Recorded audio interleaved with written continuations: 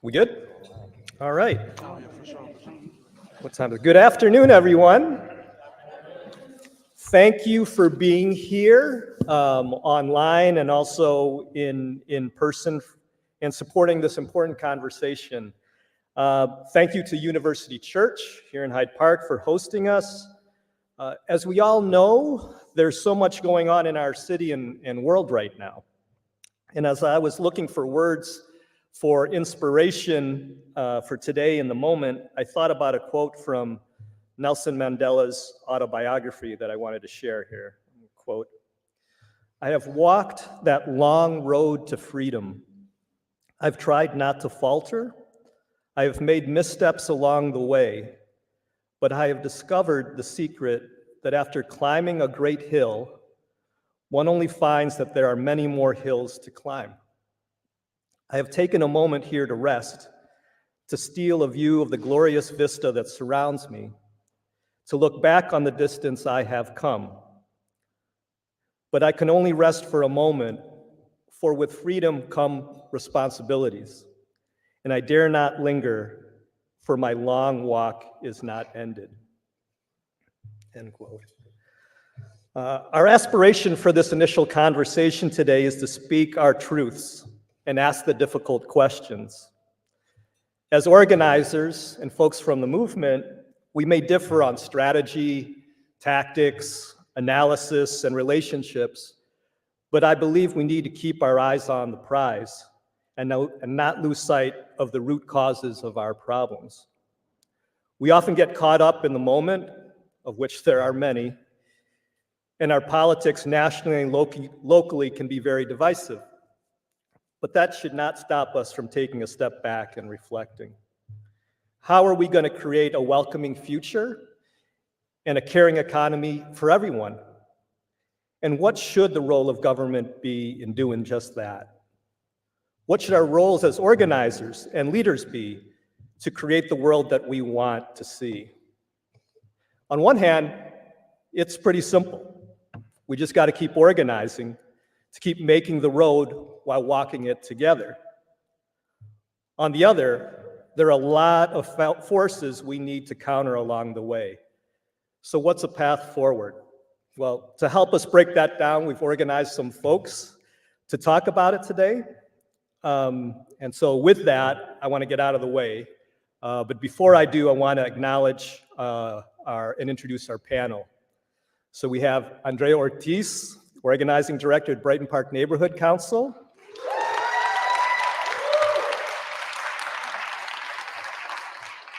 Fasika Alem, Programs Director at United African Organization.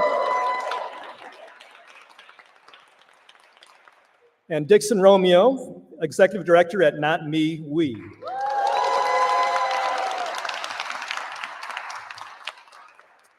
Also want to introduce our facilitator, moderator for this conversation, Pastor Julian DeShazier, pastor of University Church here.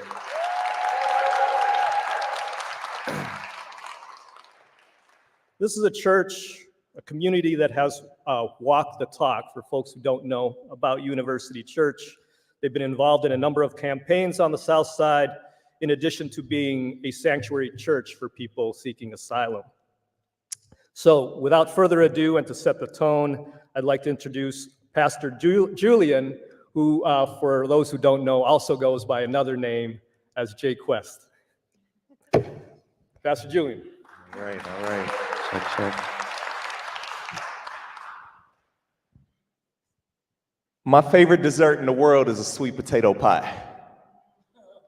And my stomach knows it too. Got to keep it out my sight, because if I get it, want it all. I can eat it till I die, all at once. So I take mine one slice at a time. That's how I play it off. In this country, that's the script. If you divide it, then you conquer it easier. That's legit. So you see them young boys out there fighting in a pit. Let's get them mad at each other and not the ones who threw them in. Who the ops? Because if we start working together, the might take over the block. Got to attack them slice by slice. Because these black boys is looking like pies in the eyes of racism. Can't do it all at once. Got a slice. So I see this bus coming and 5 more behind it. And people yelling, "We don't want them living around here. Send them back." And you swear that. Who said that? Was Trump or something? But who said that? They was black. Like regular black. Which means we falling for the trickery. Somebody called Dilla to come teach us the history. Because my family came from the South, where if you opened your mouth, they throw a bomb in your house. So we knew we had to leave. There was nothing left for us. Ate cold chicken for lunch while we sat on a bus headed north with a dream and the money in the purse. No coat, even though Chicago winters are a curse. No hat, no gloves, no direction what to do. 100 years ago, that person getting off the bus was you. Now, I can understand fully the argument from the South Side. How we feed them when we've been having our mouth wide. How you find money for them. You ain't even looking at Africa. They ain't even the only immigrants seeking life here. I know it ain't fair, but look again at who's doing this. And why ain't nobody mad at them? The city ain't ready. And the people keep coming, and God told us to love them, so we gotta do something for the ones who've been here and the ones who just got here. Our plight ain't the same, but our fight is the same. And if we could work together, do better, we'd go higher. And that'd be so sweet. So you see, they trying to slice us. Good morning, everybody. We imagine that today will be a day where we'll do a few things. First, our gathering is significant. Just our gathering together is significant. And Lawrence has talked about this, that this is a significant moment and an opportunity for us to work against the attempts to slice us apart. It is easier to come against and beat each one of us in our organizations and our causes if we are divided in that work. And that has been the work of racism institutionally, and we've seen it in the history of this city and state and what have you. And so today is significant as an opportunity for us to work against that. The attempts to get us mad at each other, the attempts to get us fighting over resources, competing over resources, instead of working together to get more resources, or reshape economies, or reshape structures of power. To do good for all of Chicago's migrants, all of them. And who you have before here, I am honored to help sort of drive a conversation, really just ask some questions to some folks who are doing this work in some powerful, interesting, innovative, and instructive ways for these times right now. And so Andrea and Fasika and Dixon, I'm gonna invite you all to introduce yourselves and add to your introduction an answer to this question: who or what do you feel accountable to? Who or what do you feel accountable to in this work? Who are you? What's brought you here? You know, that question feel big enough for you to do your thing in? Okay, go ahead. I'll start us off. Hi, everyone. Andrea Ortiz, she pronouns, Director of Organizing for the Brighton Park Neighborhood Council, born and raised on the southwest side of Chicago. It's funny because Dixon and I were just talking about who we're accountable to, and to me, it is my community, my family, my undocumented family, my family who's living in mixed status households. And I think about the young people in the community who are still facing the same obstacles that I faced when I was a young person living in Brighton Park on the southwest side. And I think that I have a responsibility to continue to fight to create space for these folks to continue to share their stories and step into their power. So that's who I'm accountable to.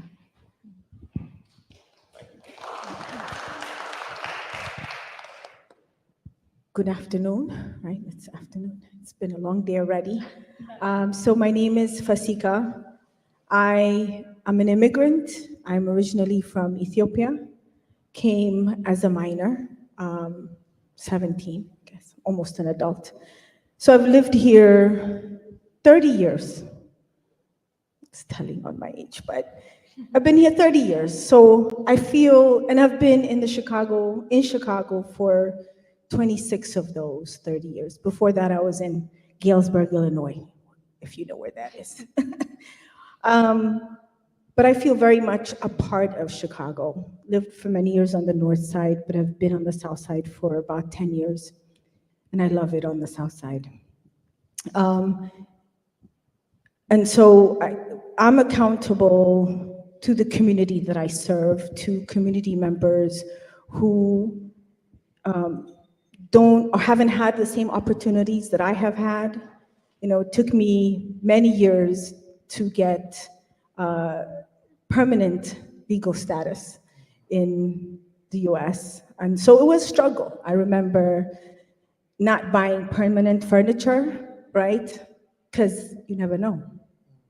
And so I'm accountable to others in my community who have that same feeling, who feel that they just don't know if they will stay or not. And so as we're also discussing the issue around welcoming city, right? That also lends itself whether you feel safe enough to feel that you can set roots here. So that's who I'm accountable to. We are an organization that is a coalition of African community-based organizations. We represent Africans from, Black immigrants from the entire continent, right? We, especially more recently, have really seen at least from 52 of the 54 countries, immigrants in the Chicago area. So I'm accountable to those who don't have a voice, who feel voiceless, who are scared to speak up. And that's who I'm accountable to.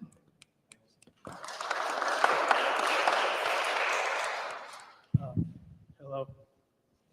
Uh-oh. Okay, I was like, we did the testing for no reason. My name is Dixon, Romeo, he, him pronouns, and I'm a member of Not Me, We, and I'm accountable to, our members, like people in the community. There's a range of folks, as we all know, that live in the Black community. I'm accountable to the scammers, the people with the neck tats, our tenants. I'm accountable to the people who get on the 6 every day, go downtown and go to work, right? Like everybody in between.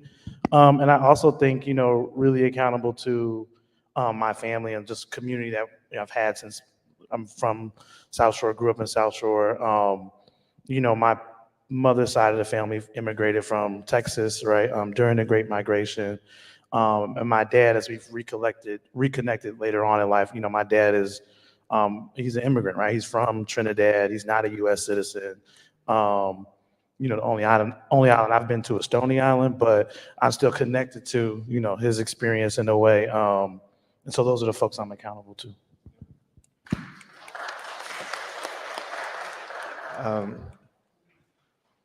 I was asked to answer the question as well, and briefly, I talked about, in the piece that I did in opening, these folks who came from the South looking for, these migrants, who came to Chicago.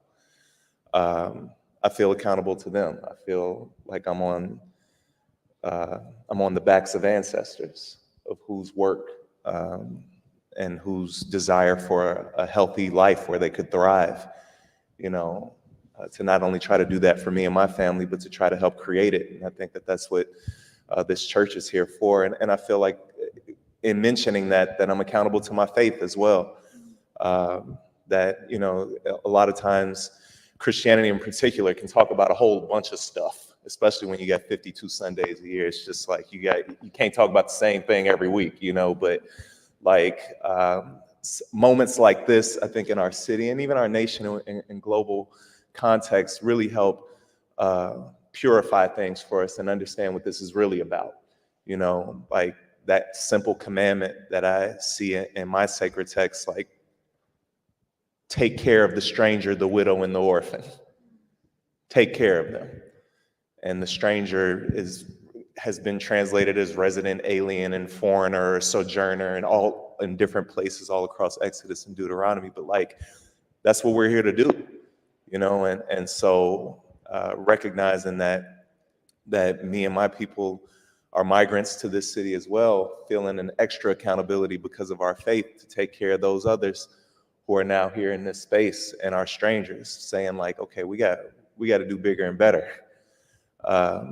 for them and for everybody who's here as a migrant in this city.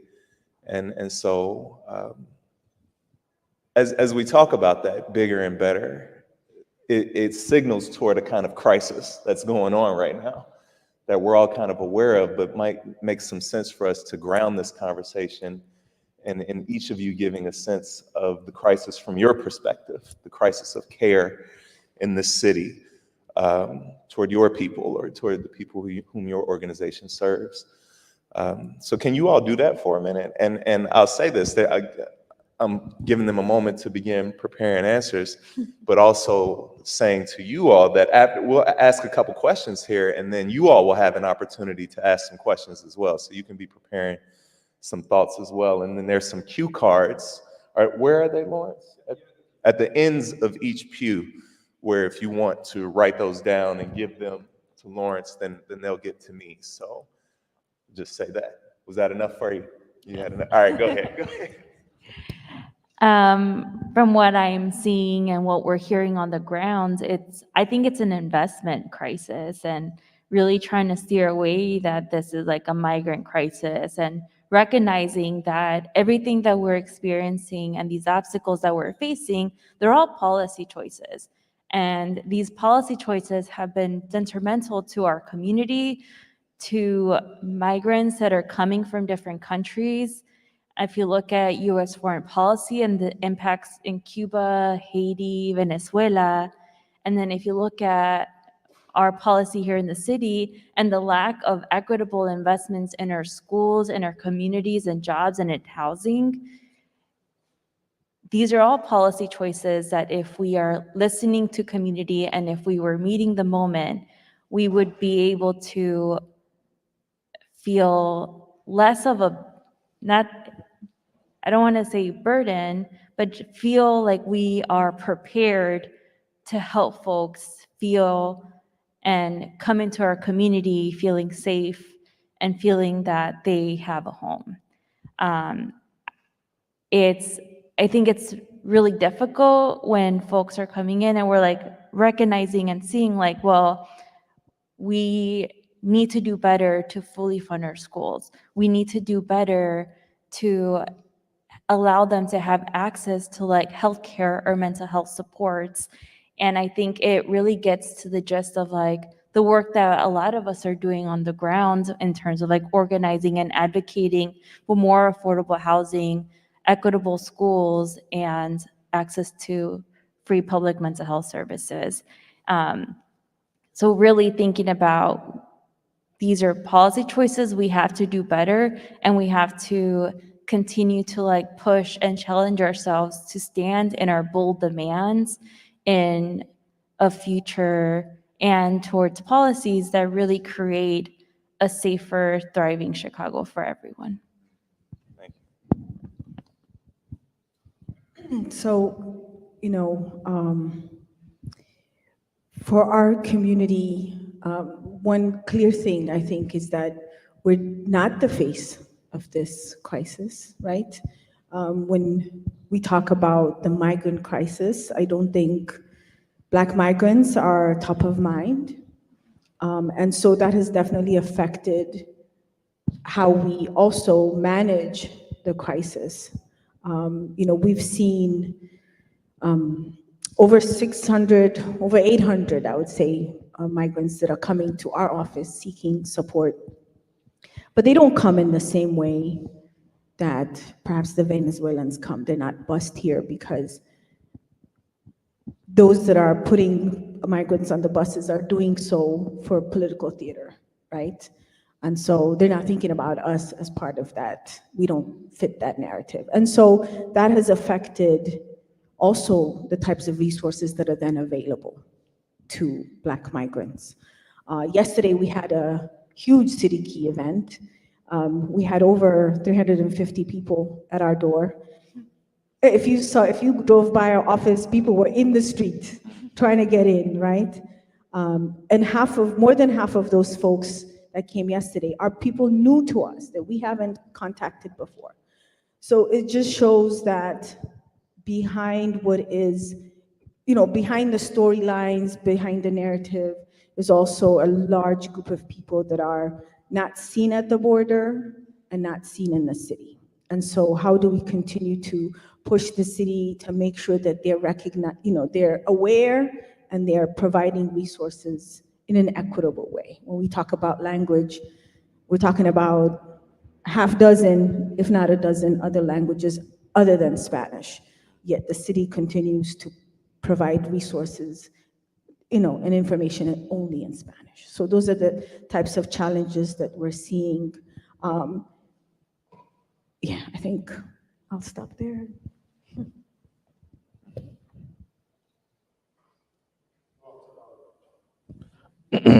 You all took all the good answers. I think that, to me, should I say Pastor Julian, but you was Jay Quest, it was dope. I think that for me, the things that stick out to me about this moment are, I think power, and I think also like this kind of like narrative in the way we frame things. And I think I'm really grateful to be here with, folks from ICIRR, but also Fasika and Andrea, who I think are allies in us always being grounded in the right understanding of this moment.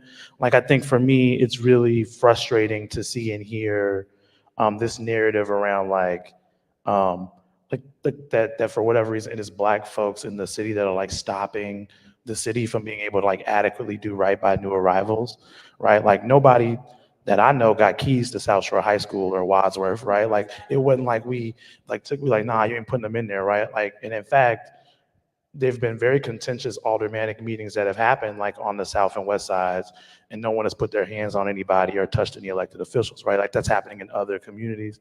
So I do want to just like push on that to start, right? Like, if we had power if we actually had self-determination in Black communities to like stop things from happening, there would be a lot of other things that are higher up on the list. And I think worrying about folks from Venezuela or Haiti or, wherever they're from.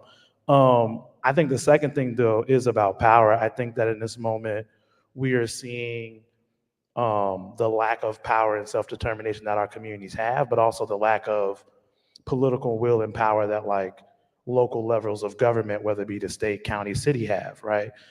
The reality is that if you look at the majority of communities, in this area where this church and the university are sitting, these are heavily federal government funded properties, whether it's through HUD, Fannie Mae, Freddie Mac, right, that are taking federal money and basically giving it away, right, to landlords to do what they will with it, right? And these areas happen to be cheaper than other areas of the city. And so that is why, right, when new arrivals are getting aid, which they deserve, which we're gonna fight for, they're moving into these buildings, right? There's a building we've organized. There were 40 units in the building. We organized 39 of the tenants. 6 of them, and folks ended up leaving or getting evicted, fighting the landlord.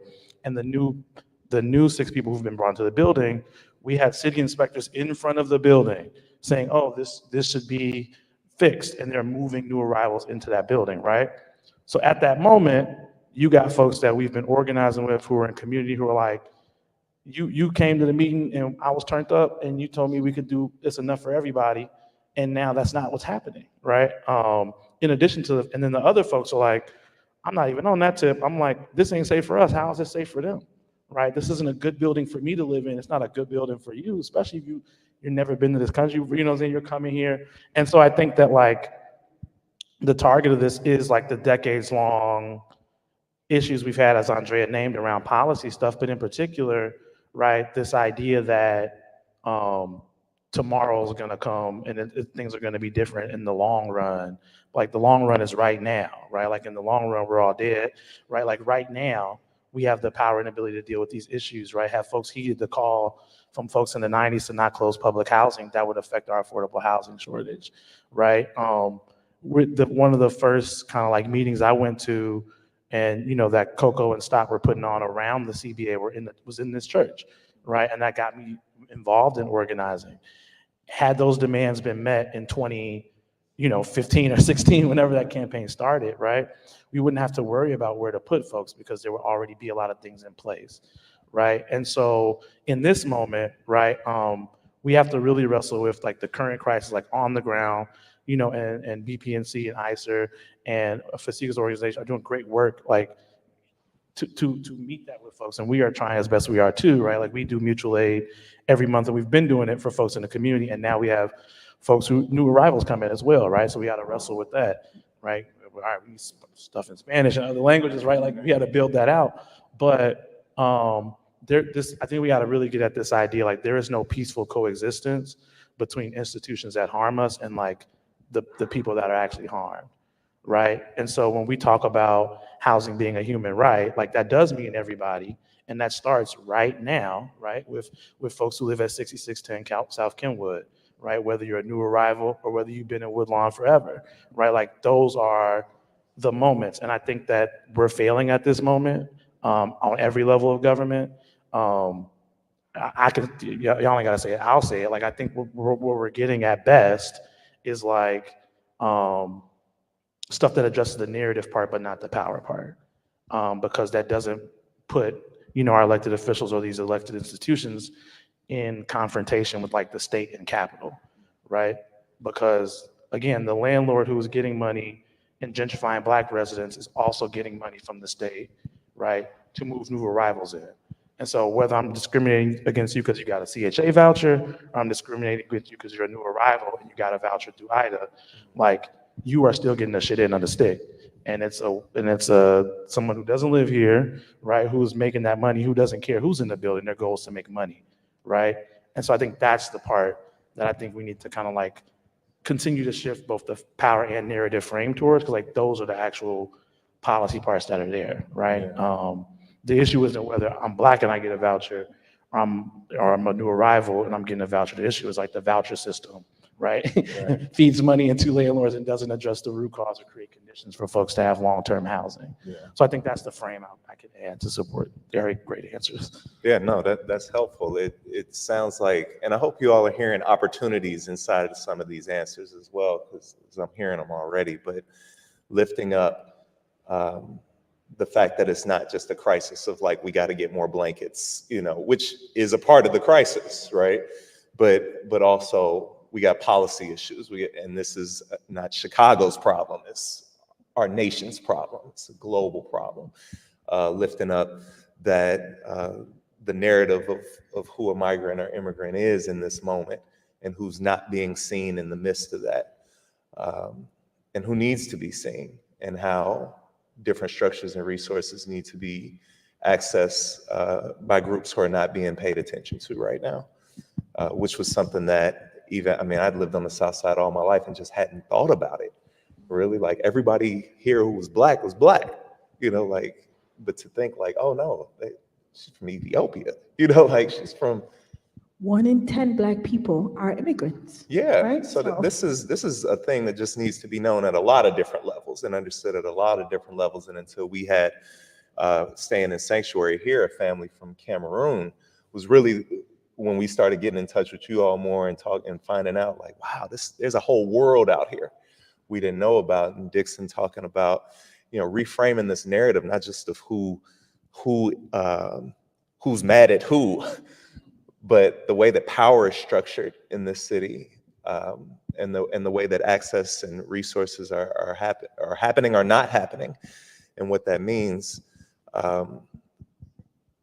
It means that it's a big fight, which y'all are all describing as like something much bigger than the way that it's talked about on a day-to-day basis, either on the news or in our newspapers, what have you.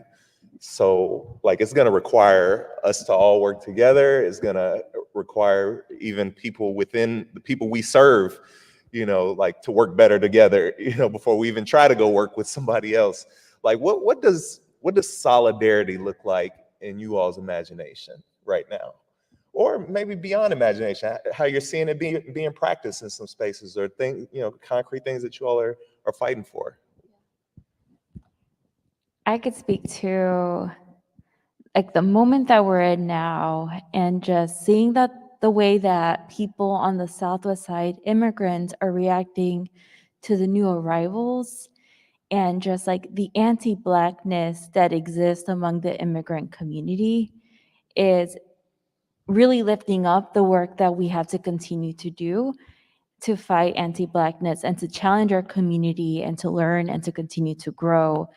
And I think that there's an opportunity now to really like have those conversations to help shift folks into like really like engaging in these like tensions that they weren't engaging in before. And I think it's particularly important because it's really dangerous the way that it's being used in the moment. And thinking just like, it was really awful to see people's responses to the encampment on the southwest side. I'm like, there's a lot of layers to it, and I understand.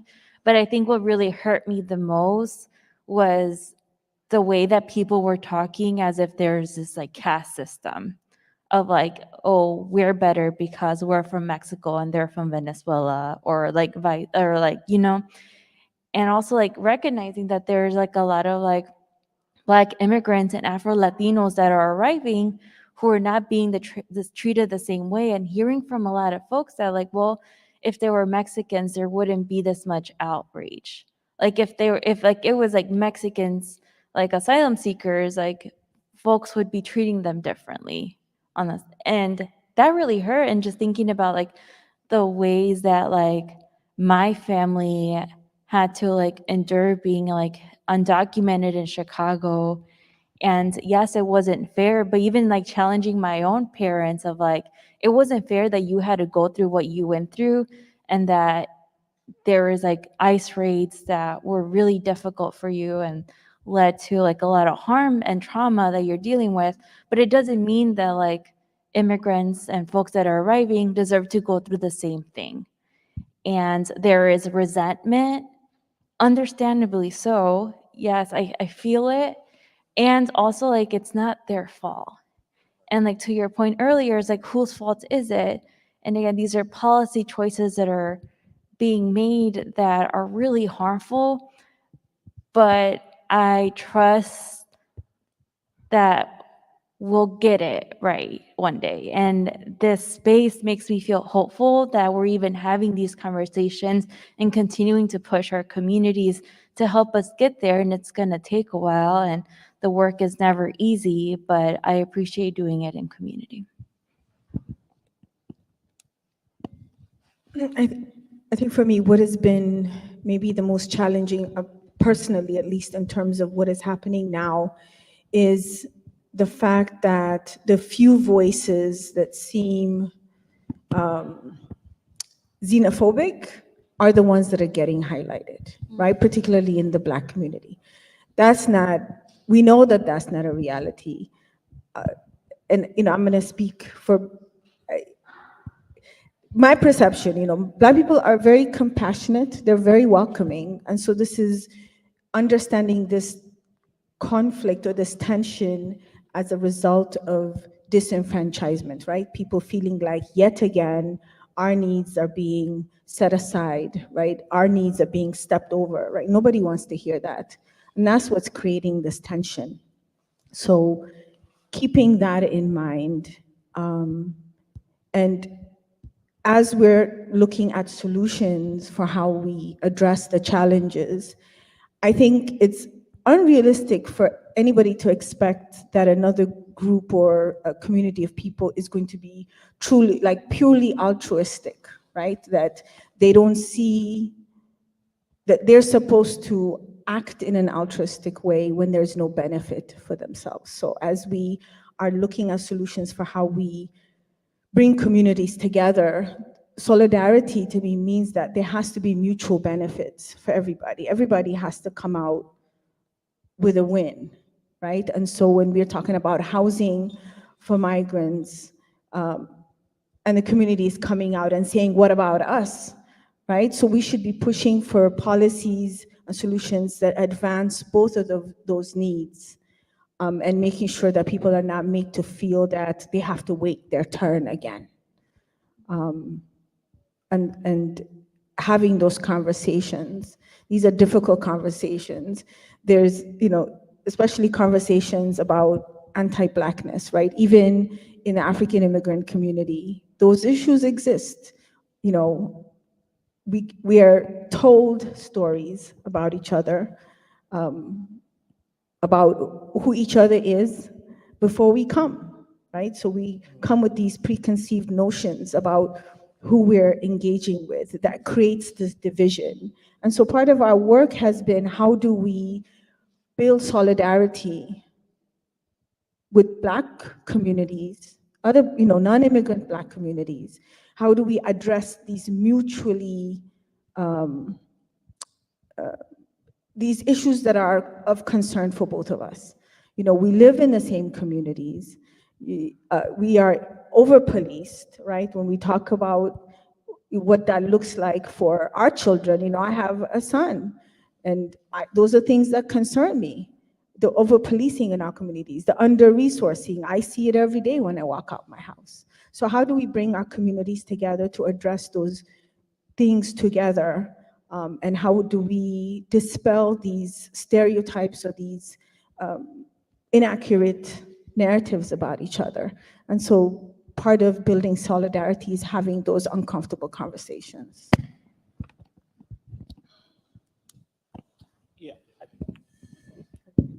I think to me, solidarity has 2 points. I'm gonna just keep wrapping stuff in this power and narrative frame. I think one of it is like, and it's connected to what Fasika is saying about being self-interested or having mutual benefit. That also implies commitment, right? I think that, oftentimes, not this particular thing, but like oftentimes what you see when we have like sort of like these like unity talks or unity panels is like folks that kind of pulled in last minute, and like you're the Latinx person or like you're the Black person, like there's your thing, like we really support it, but we're not really about it. And I think that, the difference between stuff like this is that like, I've been organizing in different roles, but with BPNC for now, years, right? And there's been solidarity. Lawrence and Fasika and I were at the South Shore meeting, right? Where we're talking about new arrivals, and we've been talking, consistently through that, right? Like there's some commitment here that we're trying to establish, I think, to address this issue long term. And to me, that is what solidarity looks like, right? Like there is no one-off way to have solidarity when you're dealing with structural issues, because they're not one-off problems, right? They are long-term structural issues. I think the other piece is that solidarity requires like truth and like clarity and like analysis. And the reality is that anybody in power does a couple things, right? They do agenda setting, they pick off whoever they feel they can pick off, and they move at whatever speed you don't want to move at. So if we want something fast, they're gonna go slow. If we're saying you should be delivered and take time, they're gonna make a fast decision. And I think, the conversations we've been having in this space around how do we move forward together is, I think, with folks who have a shared analysis around the problem and also like the solution, right? And I think that, we haven't landed, in my opinion, right, like the concrete kind of like, here are the 6 things we need, or like, but we're like moving there together, right, at a speed that works for us, which is the speed of trust. And so I think that that's kind of what I think it looks like. Is there a way, I'm gonna follow up with you, Dixon, is there a way to do that honestly and with integrity that doesn't begin to stack rank problems, and say, well, this one is more important than this one. This is like, is there a way to really do that? When we've all talked about open, honest conversations, sitting down together. That's what we're doing right now. At a certain point, we do have to like do an analysis, right, and figure something out. Like, how do we do that with honesty and integrity? I think it's like you got to have commitment and tell the truth. I'm not gonna say the name, but there's someone who's a part of this group, like a part of the space, and we had a conversation. Like, I was like, look, don't hit me up for this, but then we talking to you about this, and you're not following up. Right? It's gotta be. It's like you have to have that honesty, because I do think when we get to the question you're asking around, like, how do we actually sequence this? There has to be some clarity around what is the root cause of this problem, right? And what do we have the ability to address, and we'll work our way down from there. The root cause of this problem is like empire, right? Like it's imperialism.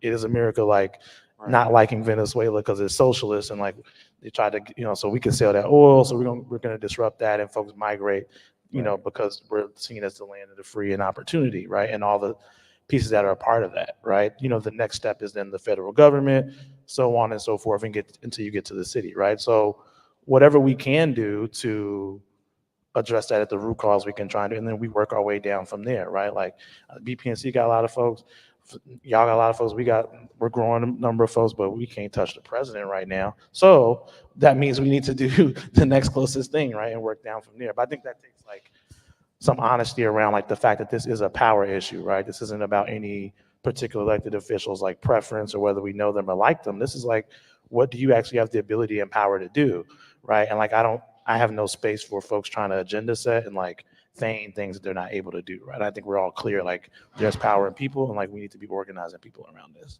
Yeah, yeah.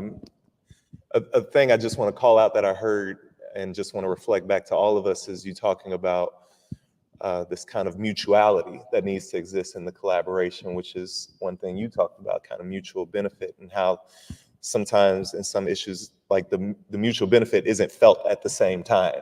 It's like, we're gonna help you do this right now.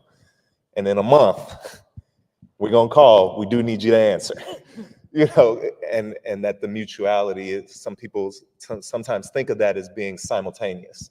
And one thing that I hear you saying is that it's not always, you know, in a particular moment. Or it is, but in a more moral kind of way. Yeah, I think so. But I do think the crux of this on a local level is a housing issue. Like the city does not have the infrastructure, whether it's through shelters, whether it's through, you know, voucher system, which is deeply flawed. We do not have the capacity to do what we need to do because it's been eradicated over time, because private property is like it's the financial infrastructure of like city and politics in the city, right? Like if we want to really get into it, right? Like the reason the city lets school buildings deteriorate, but we will like fight tooth and nail to like get tenants out of a building to repair it, to gentrify it, is because we can't tax buildings we already own, right? Like that is the crux of this issue.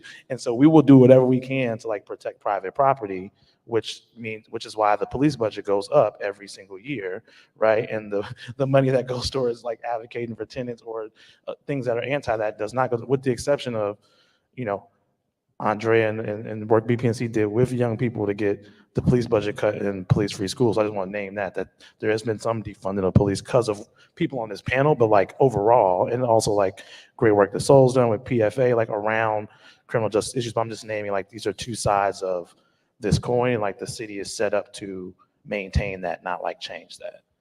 And so that's why we're dealing with this issue on a local level. So it is that thing is, I think the core of this is a both thing, but to your point, there are like other things. Right. I'm gonna come back to you in a minute because somebody's asking about affordable housing and what the big ask might be. I'm gonna come to another question first. What is your best advice to combat the narrative of why are they being helped and not us? Even amongst our own bases, this sentiment is seen. How can we do better at educating our bases and shifting the narrative? I feel like this has been really hard to talk about, even with our own leaders. And I think for me, what has been important is to like not invalidate people's feelings on like, because they haven't been receiving these resources. And it's not fair that they still are not receiving these resources.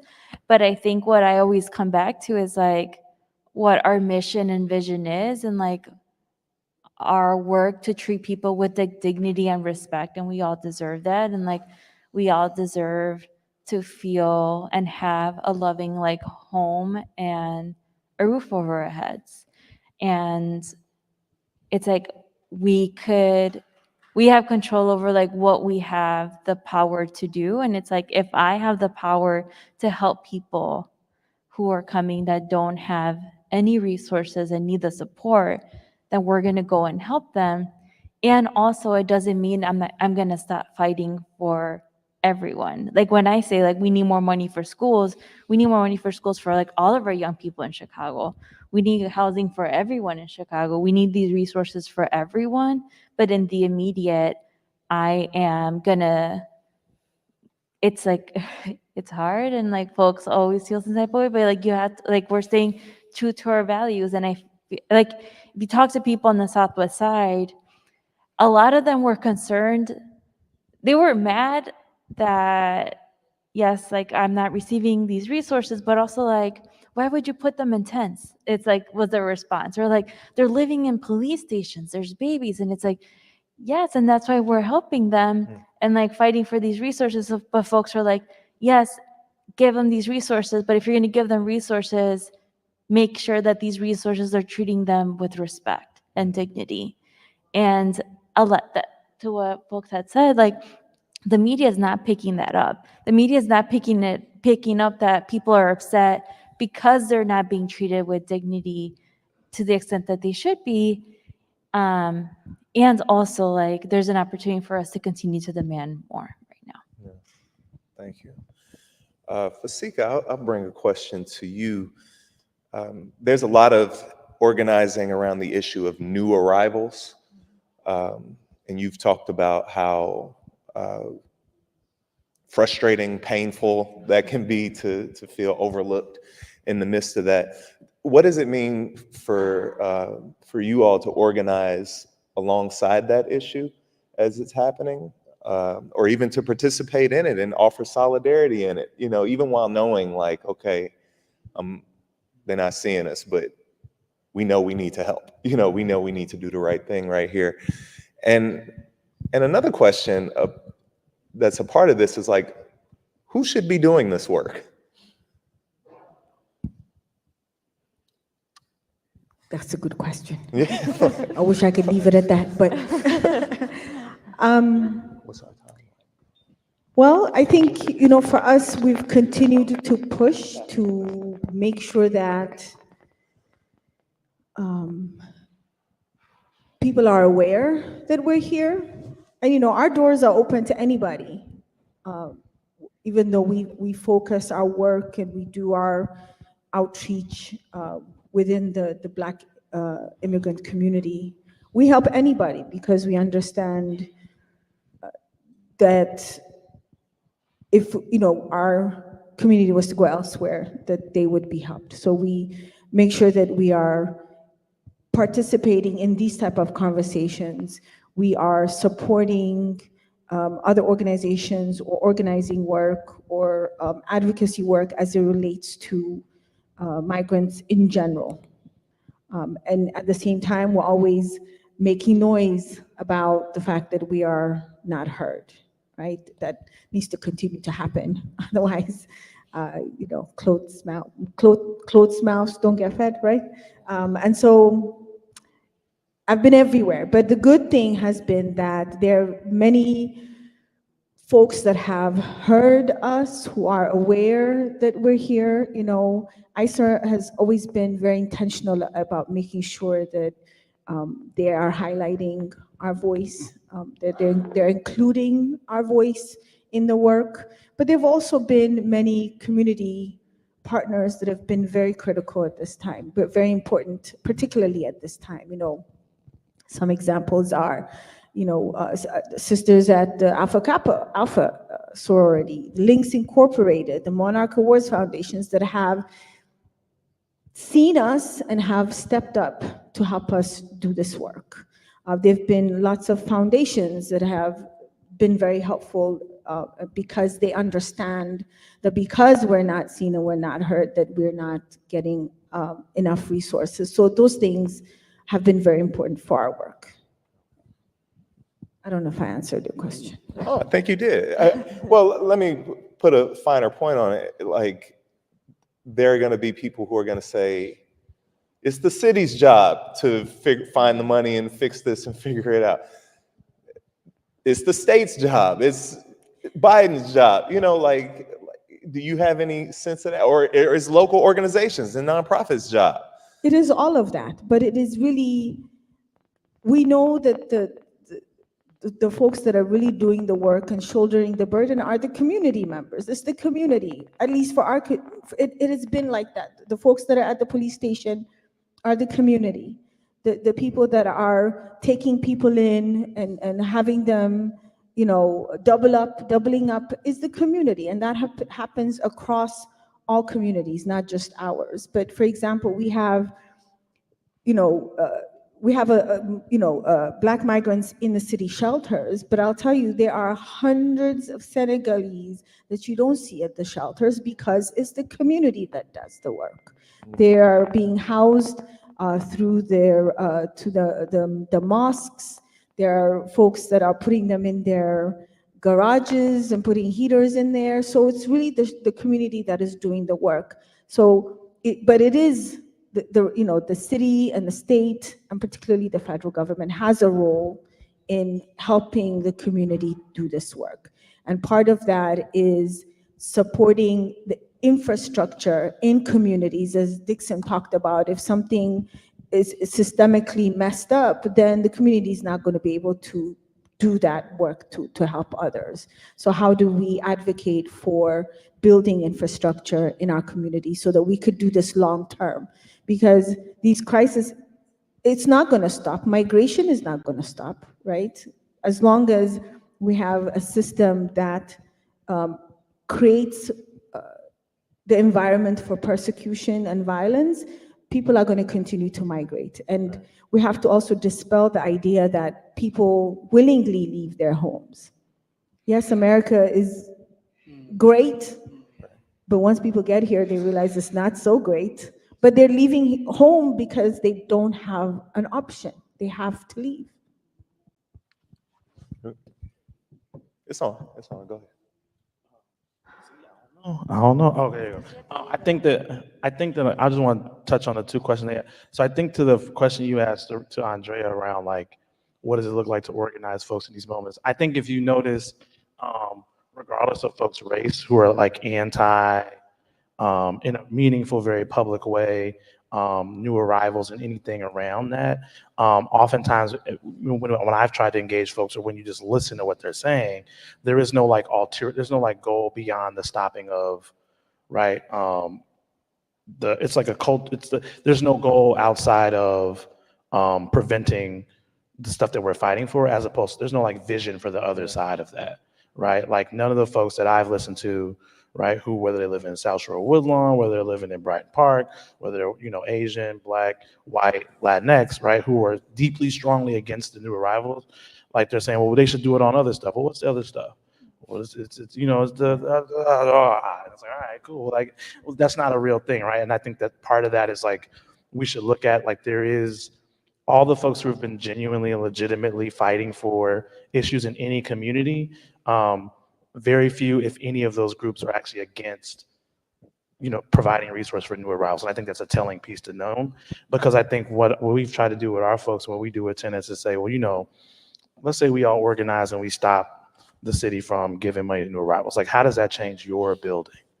It doesn't, right? Like you still got rats, bro. Like, I don't know what to tell you, right? Like, that is what you're gonna still be living with. But there is a world where, if the more people we have, and that includes new arrivals, that includes other folks from other neighborhoods, we actually get to have enough power where you can have different living situations, right? So like that, I think, is one thing. Like there is no benefit in, I see, strategically or anything in like being against this, right? I think to the question you were talking to Fasika about, around like, because I think you say like, well, isn't this the city's job? And I think part of what our fight is like, the city's version of what the city is going to do is like, we're going to RFP it out to someone who's okay. Or, I know there are great groups that do get money from the city, but like, that's usually the extent of like the city doing something. And so I think like part of this fight too is we have to push on like, that does not work like long term either, because that's how we got to the housing situation we had. We eradicated public housing. The cost of affordable housing got really, really high. We can only do it through money that we get from the federal government, because the city doesn't want to enact any local revenue sources, right? Except, bring Chicago Homes on the ballot in March. We're trying to get dedicated revenue sources around homelessness, blah, blah, blah. And so because of that, like the city's version of dealing with houses then transitioned to vouchers, which is just giving money to landlords to do stuff. I know I mentioned this earlier, but I want to bring this point up because as the costs increase, you spend more money on vouchers, less people get housed, and the infrastructure erodes. So I think like even this idea of like when folks are like, well, the city should do that, that's a moment to pull people in and say, well, here is how they do that. And it fucking sucks, right? And it's like, sorry for cursing, I know we're in the church, my grandma would kill me. Like I think that's the moment we're in. I think that's why earlier I was mentioning like we really need clarity around these issues and long-term solidarity, because that is how we're going to start addressing this stuff, right? The city can continue, like IDA can keep giving vouchers to new arrivals. And what we're going to deal with 3 to 5 years from now are just, new arrivals from Venezuela getting evicted by bad landlords versus Black folks right on 66th Street. But it's not going to change the problem, right? It just might change the folks who are dealing with it short term. Yeah, I'm gonna stay with you, Dixon, because there's a question about what the big ask for affordable housing might be, what that might look like. And there's a lot of context added here that a lot of Black families are homeless. Where's the ask of assistance for every 10 to 20 migrant families get assistance? The ask is the same for Black families. How do you collectively work together and not just in one group? There's a second question I'm gonna add to this that maybe one of you all might want to look at around employment, around, as jobs are coming up and stuff, and how can access to those jobs be had by Black families, by Black immigrant families, that because a lot of this is being framed right now around Spanish and being bilingual. And again, how can we think a little bit differently or do something different about that? The housing question, though. Yeah, so I think one, and again, this goes back to the first part, and I know folks from the Hope Center in the room are doing great work around making sure the city and CHA keep their promise. The city is still, I just want to name, as we are dealing with the housing crisis in Black communities and with new arrivals, just in general, with everybody, right? The city is still giving away land that could be used for public housing, right? As of now, it does not cost any money to not give the land away, but we are still doing it, right? And folks from the Hope Center are leading the coalition to change that. But I think around housing, there's that campaign. There's our campaign around Bring Chicago Home. In addition to that, the CBA campaign, right? There's a plethora of avenues that are campaigns that are going on around that. And I think all those, there's a campaign that, again, folks from COCO and the Hope Center are leading around, that we're a part of, around rent control statewide, right? Part of the issue is we have to lower the cost of developing and living in housing, because that helps everybody, right? Even homeowners, right? And so I think there are enough. Our communities are incredibly smart, and there's already a lot of ways laid out to address these issues. And folks didn't just start talking about this, last year when buses started coming, right? These are the same groups that have been talking about this for decades, right? And so the asks are out there and they exist, and it's about how do we actually fulfill those. Yeah. Did either of you want to think about the employment piece?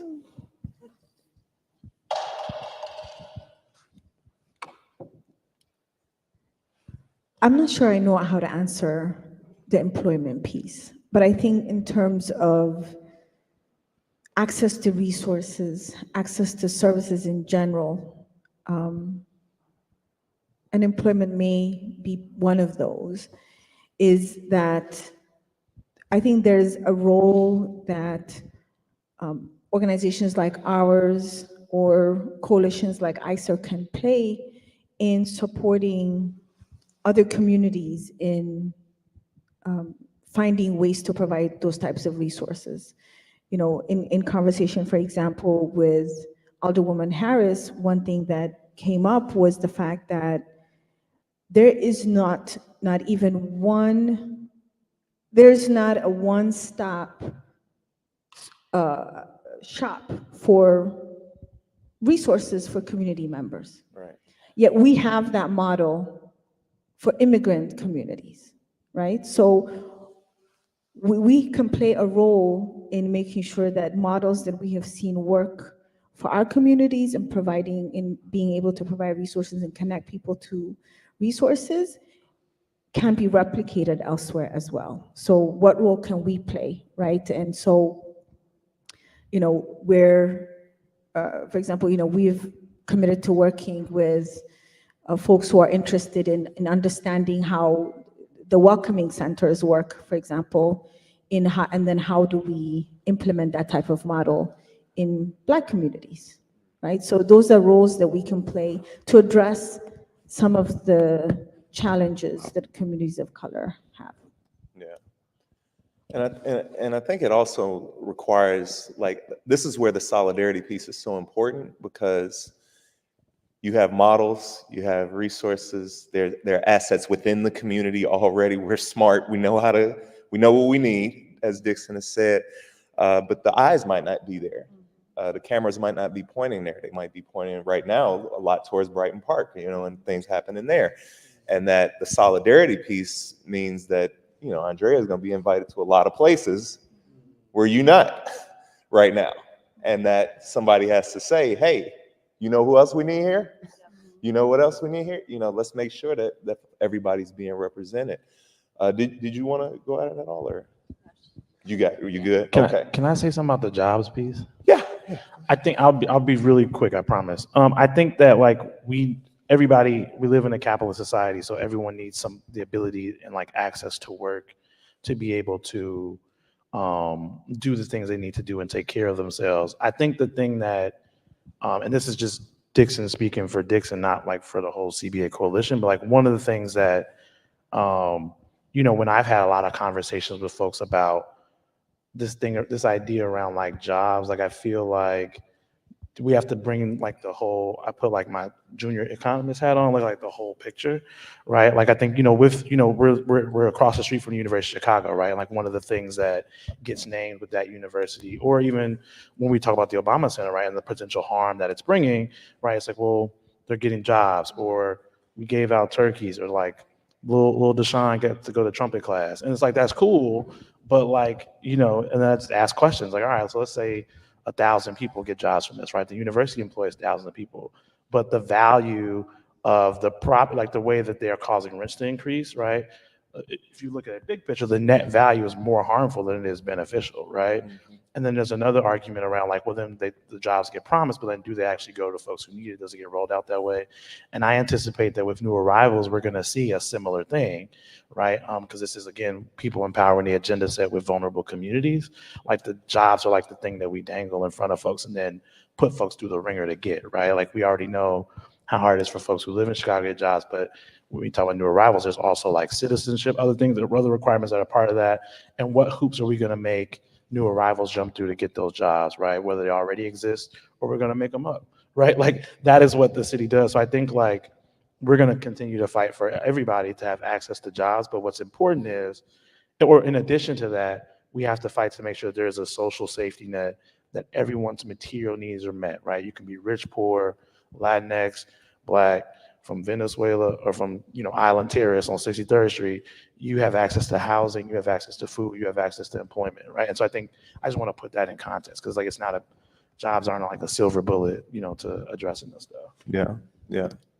Just quickly to add Sure. to that, what Dixon said brought something to mind. When I've been to the community meetings around shelters and recent arrivals, I think one thing that I kept hearing over and over again is that the community wanted those jobs that were at the shelters, supporting recent arrivals, to be given to community members, right? And I think in this moment, that's another way that we could have, we could support community members, right? And help them also feel invested in supporting recent arrivals. But that has not happened, right? The way the city managed that work, I think, was a great disservice to the communities that were being asked to support recent migrants. Yeah. So listen, I'm a preacher. I like to hear talking. But they told me we got to stop here. So let's close with, why don't we give each of you all a minute for any closing thoughts, a thing that you wanted to make sure you said. I don't want to frame it in a question. I want to let you be free to kind of say or do what you need to say in front of other organizations, presumably, media that this will go to. Give you a minute to close out.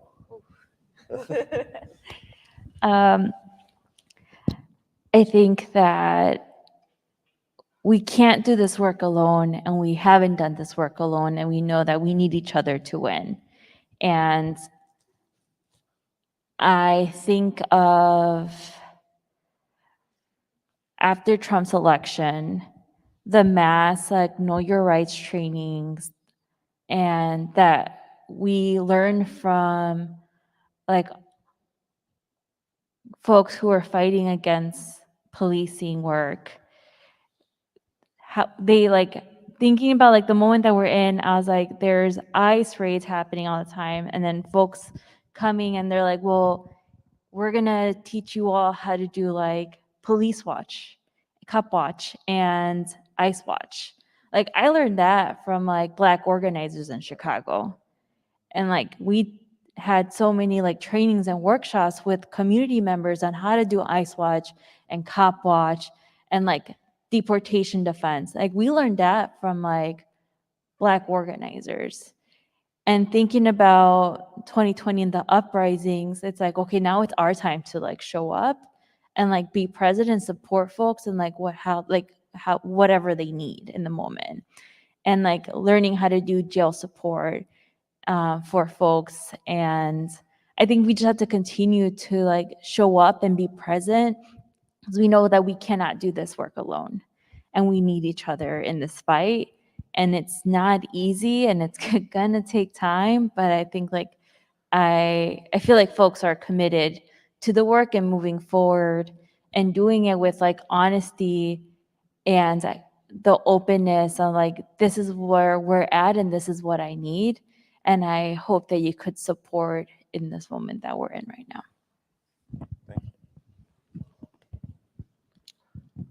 I'm going to come back to the community conversations that we talked about earlier. I think those are an important part of being able to move forward.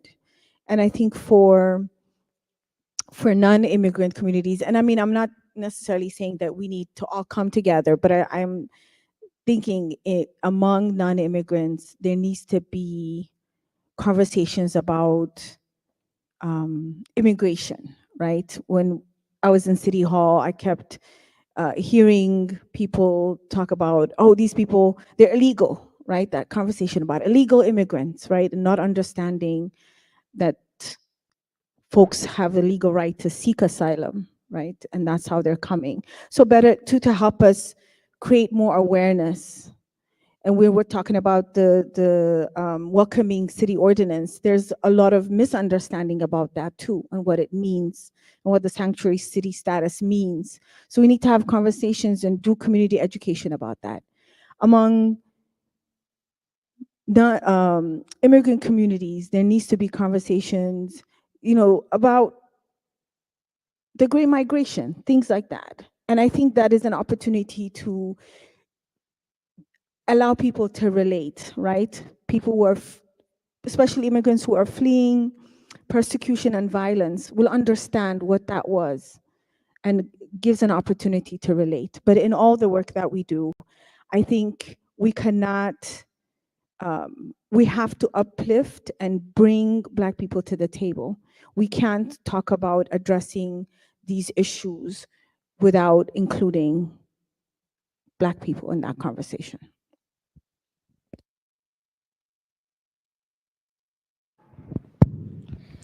I think that, this is a problem that's going to get fixed with organizing.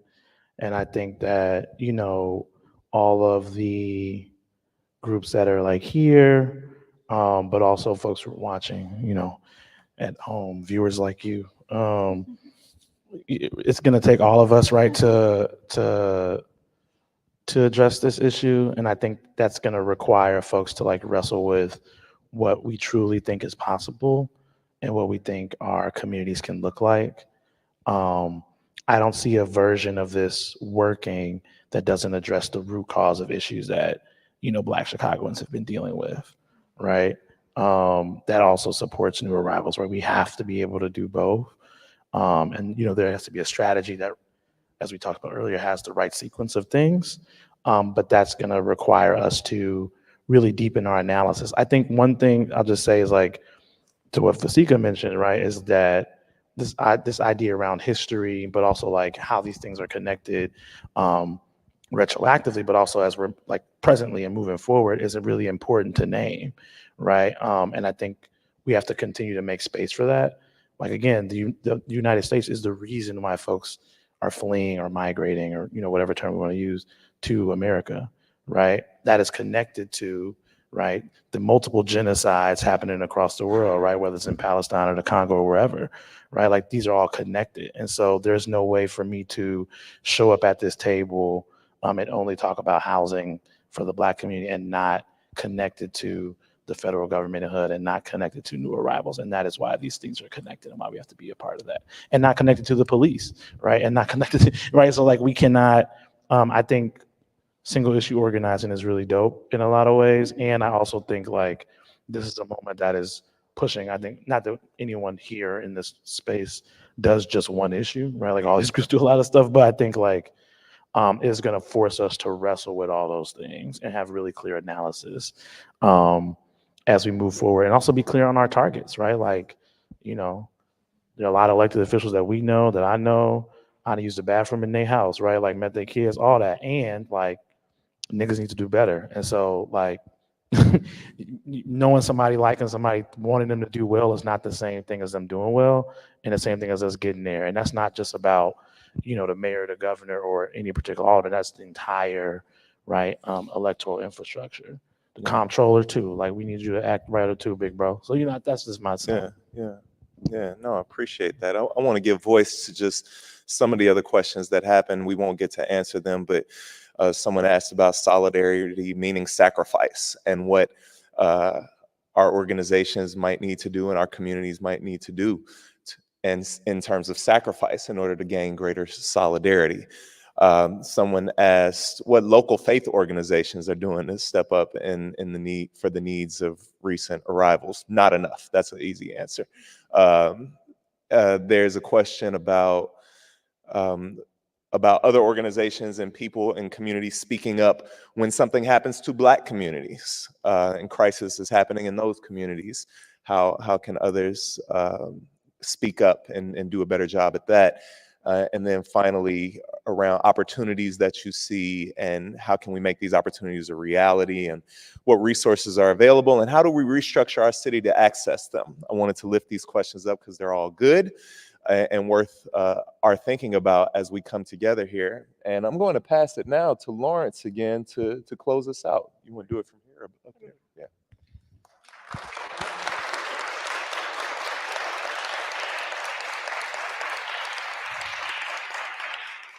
So again, deep gratitude to Dixon, Fasika, Andrea, and Pastor Julian.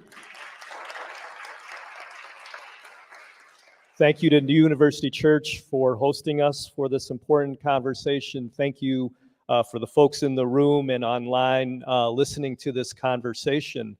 Pastor Julian, thank you for raising those questions at the end that we didn't get to, because I do hope that this is one conversation, but I hope it's not the last one.